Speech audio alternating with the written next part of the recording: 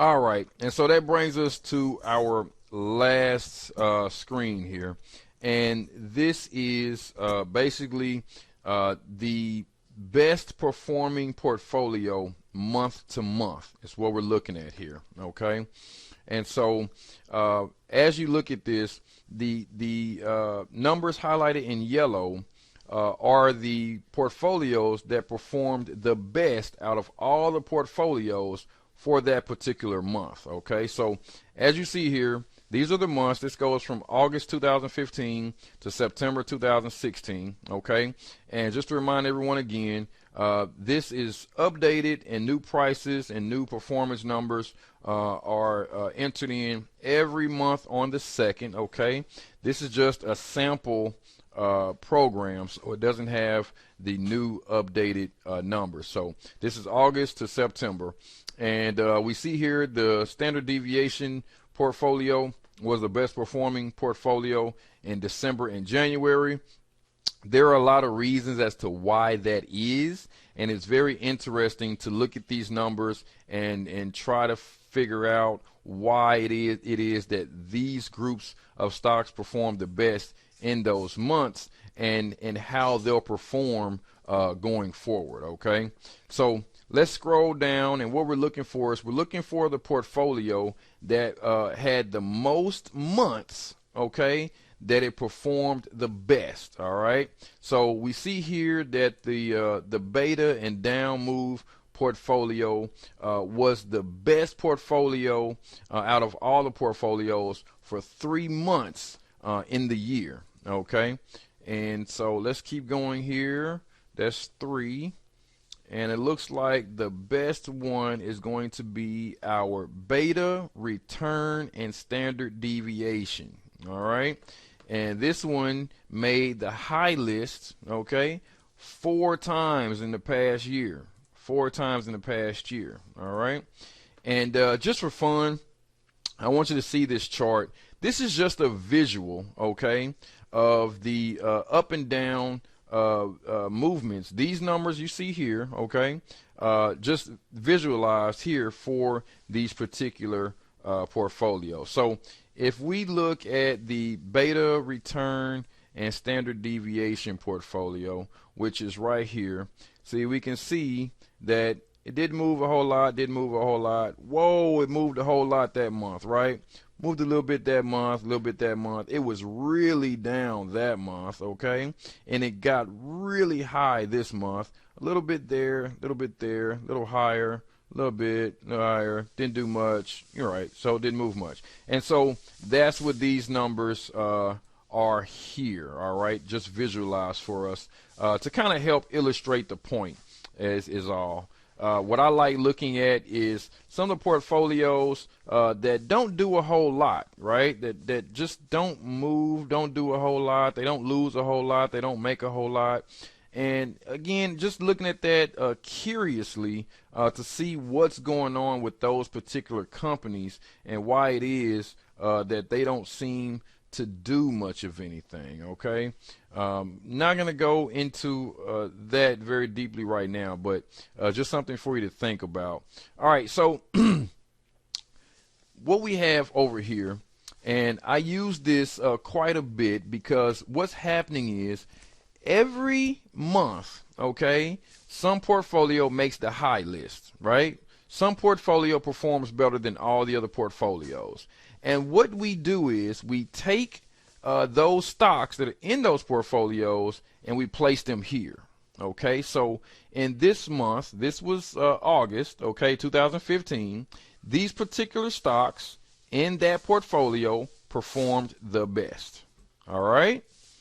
And so the same thing happens in the next month, and this month, and this month, and this month, so on, okay? And so what I like to do is I like to come in here and I like to count how many times one particular stock was in the best performing portfolio, because sometimes the stock may be in multiple portfolios, as we see here with McDonald's, ticker symbol MCD, okay?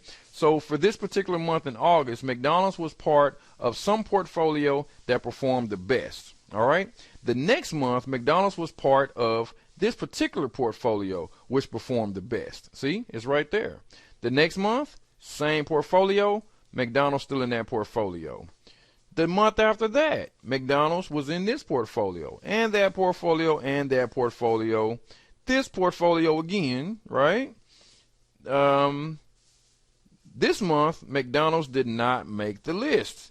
And we may want to ask, well, why didn't McDonald's make the list in this particular month? Let's see, just for fun, what month that was. That was March of 2016. McDonald's did not make the list, right? So we may want to look and see what portfolio did score the highest and why that particular portfolio scored the highest and why McDonald's was not a part of that portfolio, right?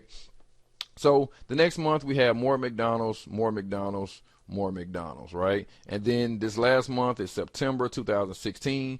McDonald's is nowhere to be found, okay? Now, what's important here is also the color codes, okay? Remember we talked about the 11 sectors of the economy. So what I've done is I've color coded the sectors of the economy. So McDonald's is in the consumer cyclical sector, okay? And so it is this nice olive green, okay? So in the months that McDonald's did not make the high list, right, what stock replaced it?